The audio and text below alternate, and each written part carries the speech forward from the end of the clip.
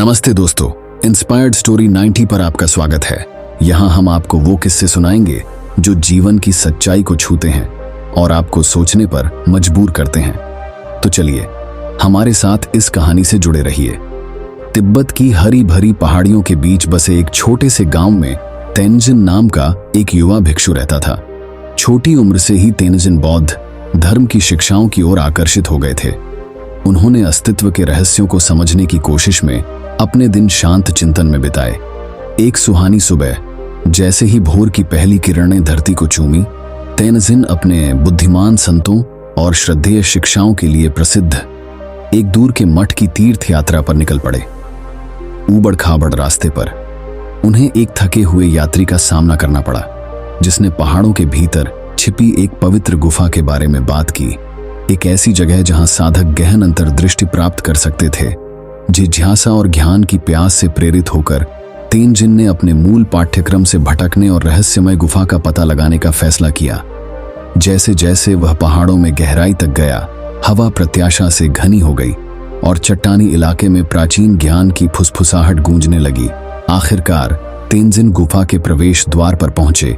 अंधेरे में डूबी एक गहरी खाई, भयावह माहौल से घबराए बिना उसने साहस जुटाया और अंदर कदम रखा। हवा ठंडी और बासी थी और टॉर्च की रोशनी की हल्की चमक से गुफा की दीवारों पर सजी जटिल नक्काशी दिखाई दे रही थी।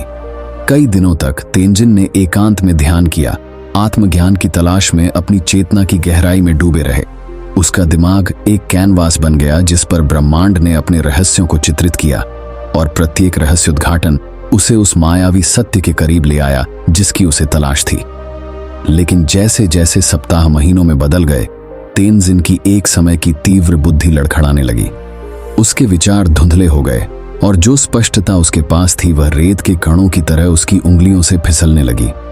उनके उत्कट प्रयासों के बावजूद उन्होंने जो उत्तर चाहा वह उनकी समझ से परे ही रहा। निराशा के अपने क्षणों में तेनजिन ने अपने गुरुओं की शिक्षाओं को याद किया। आत्मज्ञान की खोज में संतुलन और संयम का महत्व। उसे एहसास हुआ कि अपने भौतिक शरीर की जरूरतों की उपेक्षा करके उसने उस बर्तन को ही कमजोर कर दिया है जिसके माध्यम से उसका दिमाग आगे बढ़ना चाहता था। नए दृढ़ संकल्प के साथ तेनजिन गुफा से बाहर निकला और अपने गांव की ओर वापस यात्रा पर निकल पड़ा। रास्ते में उन्होंने जीवन के साधारण सुखों को अपनाया। उनकी त्वचा पर सूरज की गर्मी, खेतों में खेलते बच्चों की हंसी, पौष्टिक भोजन का पोषण।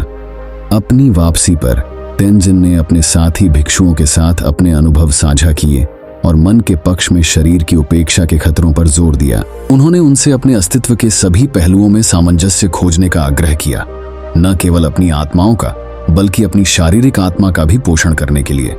और इसीलिए तेनजिन की यात्रा एक सतर्क कहानी बन गई, एक अनुस्मारक कि सच्चा ज्ञान स्वयं के विनाश में नहीं बल्कि मन, शरीर और आत्मा के एकीकरण में निहित है। और यद्यपि उनका मार्ग चुनौतियों से भरा हो सकता है, तेनजिन अधिक मजबूत और समझदार बनकर उभरा और नई स्पष्टता और उद्देश्य के साथ सत्य की खोज जारी रखने के लिए तैयार हो गया। जैसे ही तेनजिन की कहानी पूरे गांव में फैल गई, ये उनके साथी भिक्षुओं के बीच गहराई से गूंज गई, जो अपनी शारीरिक भलाई की कीमत पर आध्यात्मिक उत्थान के आकर्षण से भी जूझ रहे थे। उनके शब्दों से प्रेरित होकर उन्होंने आत्म देखभाल को प्राथमिकता देना शुरू कर दिया। योग और ताई ची जैसी सावधानी पूर्वक प्रथाओं को अपनी दैनिक दिनचर्या में शामिल किया। तेनजिन के मार्गदर्शन में मठ समग्र जीवन के अभयारण्य में विकसित हुआ, जहां ध्यान और शारीरिक व्यायाम को आत्मज्ञान के पूरक पथ के रूप में देखा गया।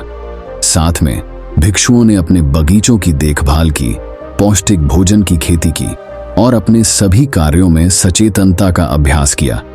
मठ के परिवर्तन की खबर जल्द ही पड़ोसी गांवों तक पहुंच गई।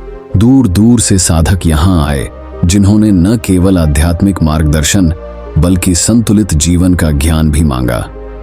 तेनजिन की शिक्षाएं जंगल की आग की तरह फैल गईं, जिससे जागरूक जीवन का एक आंदोलन भड़क उठा जो पूरे देश में फैल गया। इसके बाद के वर्षों में तेनजिन ने पवित्र गुफा में सीखे गए पाठों द्वारा निर्देशित होकर आत्मज्ञान के मार्ग पर चलना जारी रखा।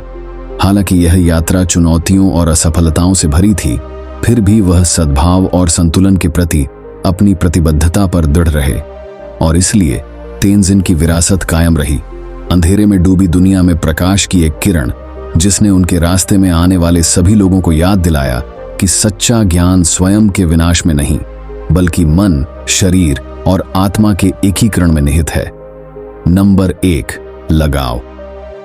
दरअसल इच्छाओं और सांसारिक संपत्तियों के प्रति लगाव एक आम चुनौती है, जिसका सामना न केवल बौद्ध समुदायों में बल्कि दुनिया भर में कई लोगों को करना पड़ता है। जब व्यक्ति भौतिक संपत्ति से अत्यधिक जुड़ जाते हैं या इच्छाओं से चिपके रहते हैं, तो इससे लालसा, असंतोष और व्याकुलता का चक्र शुरू हो सकता है। यह लगाव मन पर हावी हो जाता है और उच्च सत्य या आध्यात्मिक विकास को आगे बढ़ाने के व्यक्ति के संकल्प को कमजोर कर देता है, क्योंकि ध्यान गहरी पूर्ति की तलाश के बजाय तत्काल इच्छाओं को संतुष्ट करने पर केंद्रित हो जाता है। बौद्ध धर्म में इस बाधा को दूर करने और अधिक मानसिक स्पष्टता और आंतरिक शांति प्राप्त करने के साधन के रूप में वैराग्य और संतोष की खेती पर जोर दिया जाता है। नंबर 2, अज्ञानता। अज्ञान या संस्कृत में अविद्या को बौद्ध धर्म में आध्यात्मिक विकास के लिए एक बुनियादी बाधा माना जाता है। यह वास्तविकता की वास्तविक प्रकृति की अंतर्दृष्टि या समझ की कमी को संदर्भित करता है, जिसमें सभी घटनाओं की अस्थायी और परस्पर जुड़ी प्रकृति, साथ ही एक निश्चित स्वतंत्र आत्म की अनुपस्थिति शामिल है। जब व्यक्ति अज्ञानता की चपेट में आ जाते हैं, तो वे दुनिया को भ्रम और गलत फहमी के चश्मे से देखते हैं, जिससे भ्रम, पीड़ा और मानसिक कमजोरी पैदा होती है। ध्यान, चिंतन और बौद्ध शिक्षाओं के अध्ययन जैसे अभ्यासों के माध्यम से चिकित्सकों का लक्ष्य अज्ञानता को दूर करना और अस्तित्व की प्रकृति में अंतर्दृष्टि प्राप्त करना है, अंततः पीड़ा को पार करना और ज्ञान प्राप्त करना है। नंबर 3, नकारात्मक भावनाएं। क्रोध, लालच, ईर्ष्या और घृणा जैसी नकारात्मक भावनाओं को बौद्ध धर्म में मानसिक कल्याण और आध्यात्मिक प्रगति में बाधा माना जाता है। जब व्यक्ति इन भावनाओं को अपने दिमाग पर हावी होने देते हैं, तो यह आंतरिक उथल-पुथल पैदा करता है और उनके मानसिक संतुलन को बिगाड़ देता है। आंतरिक शांति और सद्भाव विकसित करने के बजाय वे पीड़ा और संघर्ष के चक्र में फंस जाते हैं। बौद्ध अभ्यास में नकारात्मक भावनाओं के साथ काम करने के तरीके हैं, जैसे कि माइंडफुलनेस और करुणा ध्यान। इन भावनाओं के बारे में जागरूकता पैदा करके और स्वयं और दूसरों के प्रति करुणा विकसित करके चिकित्सक धीरे धीरे विनाशकारी भावनाओं को अंतर्दृष्टि और ज्ञान के स्रोतों में बदल सकते हैं। यह प्रक्रिया अधिक मानसिक लचीलापन और भावनात्मक संतुलन की ओर ले जाती है, जिससे व्यक्तियों को जीवन की चुनौतियों को स्पष्टता और समानता के साथ नेविगेट करने की अनुमति मिलती है। नंबर 4, सचेतनता का अभाव। सचेतनता बौद्ध अभ्यास का एक केंद्रीय पहलू है, जो क्षण में पूरी तरह से उपस्थित होने और किसी के विचारों, भावनाओं और परिवेश के बारे में जागरूक होने के महत्व पर जोर देता है। हालांकि व्यक्तियों के लिए, यहाँ तक कि बौद्ध समुदायों के भीतर भी, लगातार सचेतनता विकसित करने में संघर्ष करना असामान्य नहीं है। जब व्यक्तियों में सचेतनता की कमी होती है, तो उनका दिमाग लक्ष्यहीन रूप से भटकने लगता है, या तो अतीत पर ध्यान केंद्रित करता है या भविष्य में प्रोजेक्ट करता है। उपस्थिति की यह कमी उन्हें विकर्षणों और गड़बड़ी के प्रति संवेदनशील बनाती है, जिससे जीवन के साथ पूरी तरह से जुड़ने और आंतरिक शांति का अनुभव करने की उनकी क्षमता में बाधा आती है। बौद्ध शिक्षाओं में जागरूकता को मजबूत करने और वर्तमान क्षण के साथ गहरा संबंध विकसित करने के लिए ध्यान और सचेतन श्वास जैसे नियमित माइंडफुलनेस अभ्यास की सिफारिश की जाती है। मन को यहीं और अभी में स्थिर करके व्यक्ति अधिक स्पष्टता, अंतर्दृष्टि और लचीलापन विकसित कर सकते हैं, जिससे वे जीवन की चुनौतियों को अधिक आसानी और समता के साथ नेविगेट करने में सक्षम हो सकते हैं। नंबर 5, अहंकार से चिपके रहना। दरअसल अहंकार से चिपकना और एक निश्चित और अलग स्वयं के साथ दृढ़ता से पहचान करना बौद्ध दर्शन में पीड़ा का एक सामान्य स्रोत है। मैं की भावना के प्रति यह लगाव व्यक्तियों को खुद को दूसरों और उनके आसपास की दुनिया से अलग समझने की ओर ले जाता है, जिससे अलगाव और अलगाव की भावना पैदा होती है। हालांकि बौद्ध शिक्षाएं अस्तित्व की अनित्य और परस्पर जुड़ी प्रकृति पर जोर देती हैं। यह सिखाती हैं कि कोई स्थायी, अपरिवर्तनीय स्व नहीं है। इसके बजाय स्वयं को एक तरल और हमेशा बदलती प्रक्रिया के रूप में देखा जाता है, जो अन्य सभी घटनाओं पर निर्भर है। जब व्यक्ति अहंकार से चिपक जाते हैं, तो वे अपनी पहचान, विश्वास और इच्छाओं से जुड़ जाते हैं। जिससे असुरक्षा, भय और असंतोष की भावनाएं पैदा हो सकती हैं। यह चिपकना उनके आंतरिक लचीलेपन की भावना को कमजोर कर देता है, क्योंकि वे आत्ममूल्य और खुशी की भावना को परिभाषित करने के लिए बाहरी मान्यताओं और परिस्थितियों पर भरोसा करते हैं। ध्यान, आत्मजांच और चिंतन जैसी प्रथाओं के माध्यम से व्यक्ति अहंकार चिपकने की पकड़ को ढीला करना शुरू कर सकते हैं और अपने वास्तविक स्वरूप की गहरी समझ पैदा कर सकते हैं। सभी प्राणियों के अंतर संबंध को पहचान कर और अहंकार के प्रति लगाव को त्याग कर वे अधिक आंतरिक शांति, लचीलापन और पीड़ा से मुक्ति का अनुभव कर सकते हैं। नंबर 6, हानिकारक आदतें। हानिकारक आदतें जैसे मादक द्रव्यों का सेवन, अत्यधिक सेवन और अन्य व्यसनी व्यवहार शारीरिक और मानसिक दोनों तरह के स्वास्थ्य पर हानिकारक प्रभाव डाल सकते हैं, जिससे इस प्रक्रिया में आध्यात्मिक विकास में बाधा उत्पन्न हो सकती है। ये आदतें संज्ञानात्मक कार्य को खराब कर सकती हैं, मानसिक क्षमताओं को कमजोर कर सकती हैं और किसी की ऊर्जा और जीवन शक्ति को खत्म कर सकती है। बौद्ध धर्म में सही आजीविका और नैतिक आचरण सीला की अवधारणा पर जोर दिया जाता है, जिसमें स्वयं और दूसरों को नुकसान पहुंचाने वाले हानिकारक व्यवहारों से बचना शामिल है। ऐसी हानिकारक आदतों में शामिल होने से न केवल शारीरिक और मानसिक पीड़ा होती है, बल्कि व्यक्ति अपने आध्यात्मिक पथ और आंतरिक विकास से भी विचलित हो जाता है।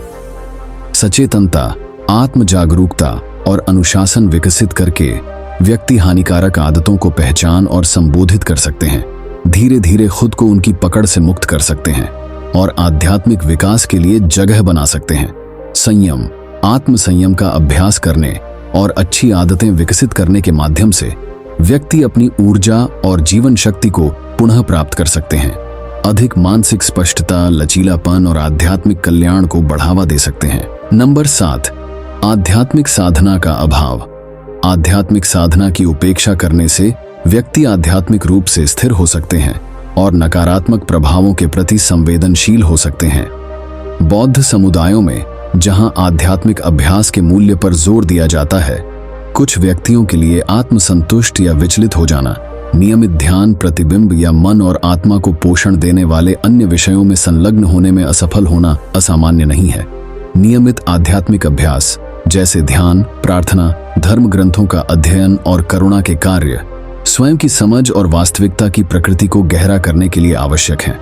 ये अभ्यास आंतरिक शांति, ज्ञान और लचीलापन विकसित करने में मदद करते हैं, जिससे व्यक्ति जीवन की चुनौतियों को अधिक स्पष्टता और समानता के साथ नेविगेट करने में सक्षम होते हैं। जब व्यक्ति आध्यात्मिक साधना की उपेक्षा करते हैं, तो वे स्वयं को हानिकारक आदतों, नकारात्मक भावनाओं और ध्यान भटकाने वाले नकारात्मक प्रभावों के प्रति अधिक संवेदनशील पाते हैं।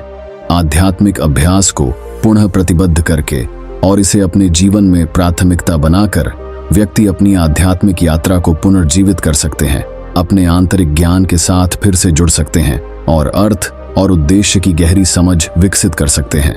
दोस्तों, हमें उम्मीद है कि आपको हमारी वीडियो बहुत पसंद आई होगी। अगर वीडियो पसंद आई हो तो वीडियो को लाइक और एक मित्र के साथ शेयर जरूर करें और ऐसे ही ज्ञानवर्धक वीडियो देखने के लिए हमारे चैनल से जुड़े। धन्यवाद। नमो बुद्धाय।